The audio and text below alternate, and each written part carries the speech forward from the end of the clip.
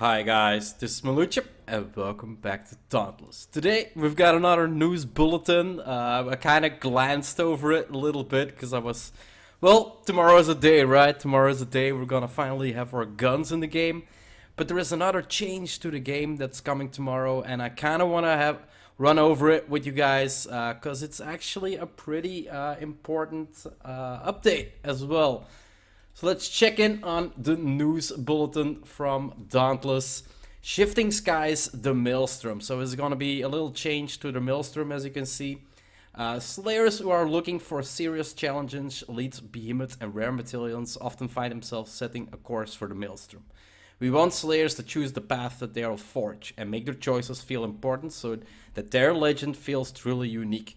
With that in mind, we're making some changes to the Maelstroms and the behemoths found there. Spin me right round. Having dire behemoths rotating in and out weekly rotations can add urgency to hunts. Basically, we have islands that are in the rotation for, I think it's 12 days. Let's quickly take a look at our map and then we go into the Maelstrom. As you can see, this one is 6 days left and I think Cerulean 5 just entered. So it's 13 days, and we have the Didactive Drift, and we have the Sovereign of Throats. So we have 4 now, and basically within 6 days we would get a new island here, and within 13 days we would get a new island for this one. Now, as they... where were we? To dedicate themselves, they want to... Slayers who want to forge top tier gears know what they need to dedicate themselves if they want to complete their sets. However, we also heard from Slayers that these rotations don't feel like they empower the player choice. Like you really, if you want to complete the set, it's possible that the behemoth you are actually farming is not going to be in a rotation for like, let's say a month, like two times 13 days, 26 days. Let's count that around a month. So you have to wait a month before you can actually get to that behemoth and finish his gear. And they kind of want to get rid of that. So what's going to change? All of the islands of the Maelstrom and the dire behemoths that inhabit them will always be available to hunt, starting with the 0.5.7 update. So that's the update from tomorrow.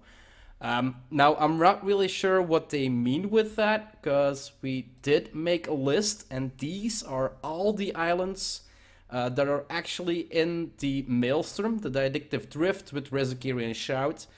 Basically, that's in there 24/7. That's one that does not get away.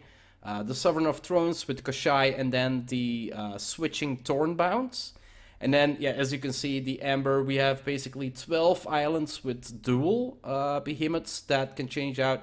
As you can see, Razorwing is here with Deadeye, but if we look up, where do we find Razorwing? Again, Razorwing here with Moonreaver Shrike. So it's basically, they kind of switch up between.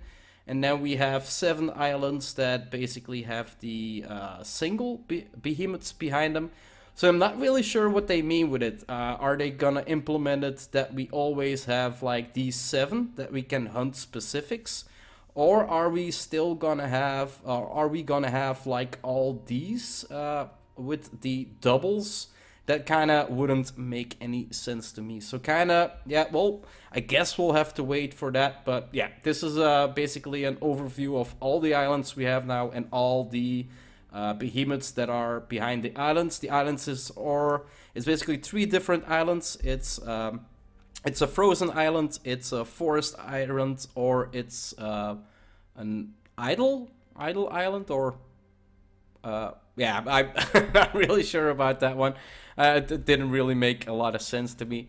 Yeah, let's get right in. So, all of the islands of the Maelstrom and the dire behemoths that inhabit them will always be available to hunt. So yeah, not really sure what they mean with that starting.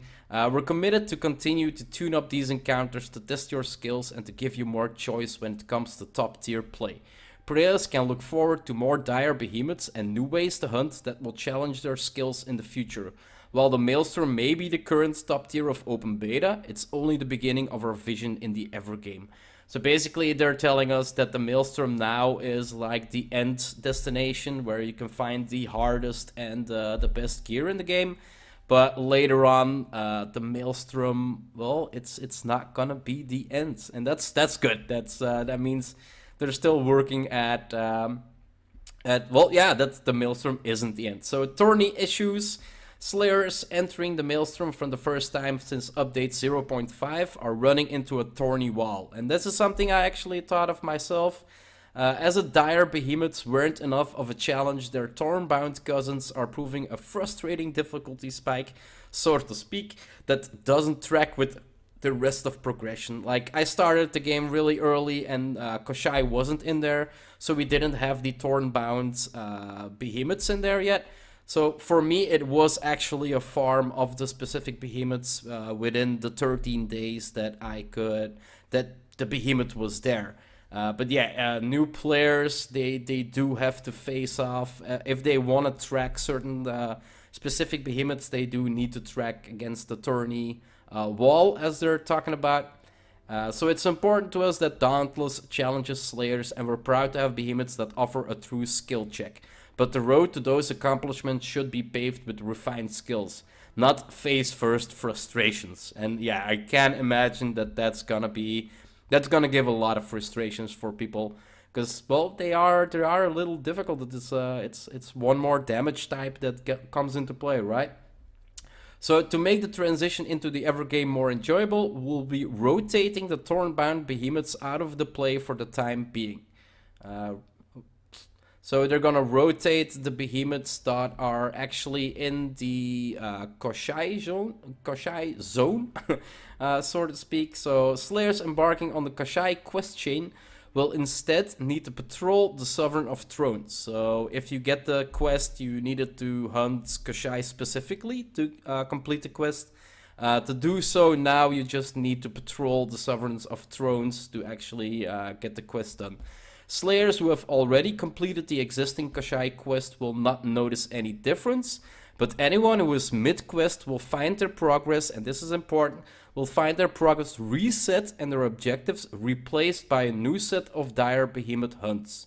So anybody who's actually starting tomorrow is still in the koshai quest chain and is in the middle somewhere, they're gonna have to start over. It's a little sad, but I can only see that this is a change for the better. So I kind of hope that other players also can understand why they are doing this. And this is basically also why I'm bringing this out. Like, to make sure that not everybody reads the wiki or not everybody keeps up to date. And I kind of wanted to be there to bring you guys the newest news, right? Well, this is actually, as you can see, September 28th. This is actually old news already.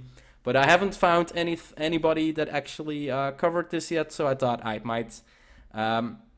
So when in mid-quest, find so if you're itching to say that you did it the hard way, get it on before Wednesday. For those that miss getting simultaneous electrocuted and slashed to the ribbons, rest assured that Koshai's roots run deep. These botanical beasts will be back in the future.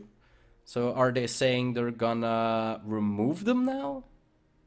Wait, we'll be rotating Thornbound behemoths out of play for the time being. So are they gonna remove the Thornbound behemoths and only putting koshai for the... Oh, okay. Okay. So for those missing... but back in the future, we like the specific challenges that these encounters often and are looking forward to creating a wider breadth of content that will give context to their challenge. Slayers can look forward to the additional behemoth altering effects in the future. So Thornbound is like I guess you could say it's the first test in how can we manipulate the existing behemoths to make them a little more tougher. And who knows what the Aether-fueled abilities may cause encounters to change in the future. These changes are the direct result of your feedback, and we're continuing to put it to good use as we shape the behemoths, the weapons, the quests, and modes that you can look forward to in the future. As always, keep the feedback coming. So yeah, the devs are actually really listening to you guys. As I said, the tourney issue... this is something I thought of myself. It's not something I actually like posted, like you should do something, but I can understand. Like I have not had that difficulty. Like Thornbound Koshai was there, and I just hunted Thornbound Koshai specific to get this challenge because I already had all the rest of the gear.